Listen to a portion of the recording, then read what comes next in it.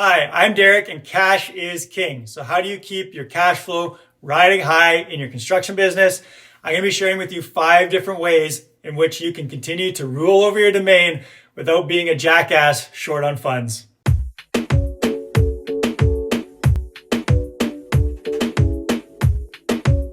So after knowing a lot of different business owners as well as having different businesses of my own, I'm going to venture a guess that every business owner at some point or another has had the cash flow crunch, been short on funds, wondering how they're going to make payments. It happens to pretty much virtually everybody at some point. Most people learn and improve. So I'm going to be sharing with you the 5 ways. Number 1 way to make sure that you don't run into financial difficulties and manage your cash properly inside your business is profit first. So this is a book by Michalowiz. It's also just a concept, right? Profit first and how to ensure that you're profitable and not running into the big cash crunch that's so common. Essentially, the premise of the book is that you have different bank accounts and you're allocating funds into your different bank accounts from your income account. So I'm not going to jump into it. It's a book. Go pick it up or reach out to myself and I'll explain the concepts to you. But profit first is the first kind of key to managing your cash, managing your business. And the beauty of it is that it doesn't involve a bunch of accounting or bookkeeping. It's simply allocating the income that you get into the right areas, whether that's, for your expenses, for taxes, for profit, investors draw, or own income. So check that out. Amazing concept, amazing book, profit first. Number 2, debt. So as a new business owner, maybe as an even experienced business owner, it's often very tempting, especially if you have good credit, which you often do when you're running, a business and starting out, is taking on debt to finance investments in your company, right? You want to expand. The bank loves to give out money because that's what they do. That's how banks make money, is by giving it away and then charging interest on it. So good or bad, there is definitely good debt and there's bad debt.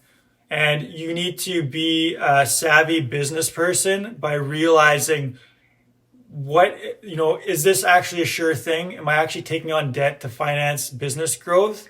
What are the implications of this debt? So I speak from personal experience. I ran into cash issues and took on really high interest debt that crippled me for, I can't remember how long the terms were, at least, 3 to 6 months, something like that. And it really hurt. It did. It made running my business very difficult. It gave me a bit of an injection of money, of capital, of cash, cash flow, but I was paying for it and I paid for it pretty dearly, and it really complicated running my business because, I had the feet to the fire, needed to make payments and keep things on track. So be very careful with debt, and generally much better to try to, save money, have some sort of buffer than use your lines of credit or a loan that you got as your buffer for operating your business. It's not a good place to be in. If anything goes sideways, you get hit with some unexpected expenses or,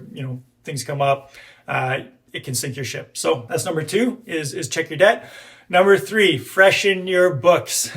So I always make the analogy, you're sailing your ship, you're the captain of your ship. If you're in the dark, if you can't see, you can be the best captain in the world.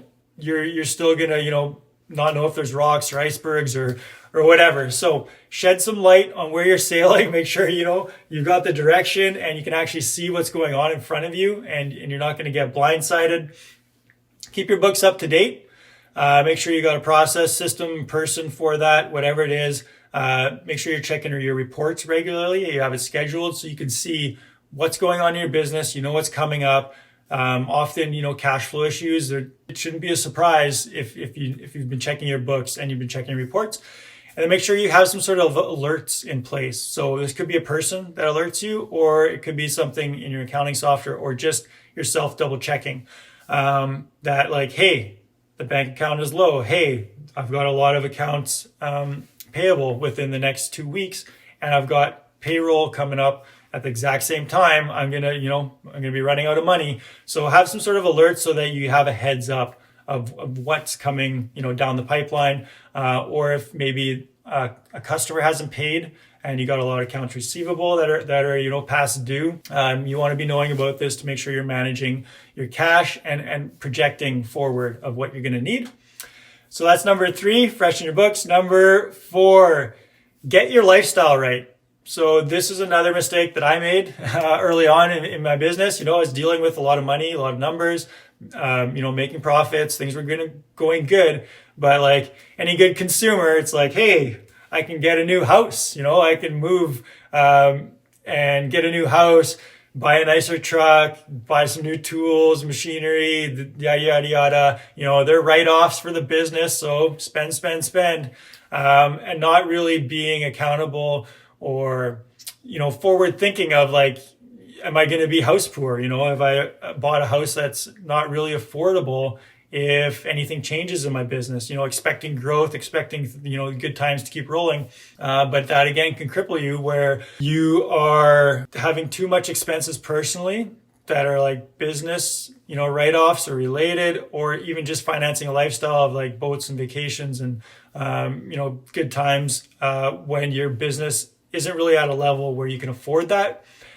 So you want to get your personal expenses right. And I suggest doing your own personal bookkeeping, your own personal budgeting. And because of this, you'll have a much better idea of like where you stand financially, personally, because your personal lifestyle will bleed into the business if all of a sudden you're short or want to afford this, or the kids or the wife or whoever are expecting certain things and you feel you need to live up to that, and meanwhile the business is struggling because you're pulling too much money out of it. That's number 4, get your lifestyle right. And that directly relates to number 5, which is invest outside of your business. So you want to be investing long term. You want to be pulling profits from your company. So profits are not your own personal expenses, your own, cost of living stuff. So you should be pulling out a decent living for yourself, as an owner's draw, as an employee of the business, of the corporation, however you manage that. That should be taking care of you personally and all your expenses personally. There should be profit on top, and that should be helping you, use some of it to have fun, obviously. But a good portion of it should be invested into long-term, solid investments. I'm not going to get into, investing psychology or specifics of like, real estate or stocks or crypto or whatever you feel like investing in. But realize that just taking all of your profits or all of the money, extra money and funneling it back into your business just to like fuel the fire of bigger growth and just push your business and buy a bunch of stuff for your business because it's write-offs is not a great strategy. You should be pulling money out of your business, setting it aside, putting it in investments long-term as wealth building. You want to build your wealth so that if things, your industry tanks, your business goes unexpected, partner, jumps out of the business, you have whatever health issues come up. So many things can happen. A lot of businesses fail within the first 10 years. I think we all know that. It's a very small percentage that last 5 years or 10 years. So the stats are not in your favor. I hope, that everything goes well for you. But honestly, a lot of businesses do end up closing or failing within the 10-year period. So at least if that happens, have some money protected, some investments in place that you can continue to grow and build upon that.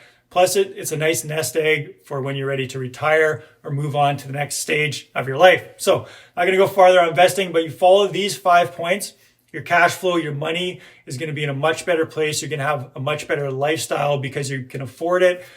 So profit first, check your debt, freshen your books, get your lifestyle right, and then invest for success. Follow those. You'll be in an awesome place. Check out the links below. I've got links down there to a free course plus other resources that can help you start systematizing your business, start building processes, help you take you out of the day-to-day struggle and grind, and start being able to manage and delegate and build a business of systems, build a solid foundation so you can start to scale and grow, or just simply take a little bit of time off without, the constantly putting out fires and the need for you to be there 24/7. So all the best with your cash flow. Go get them.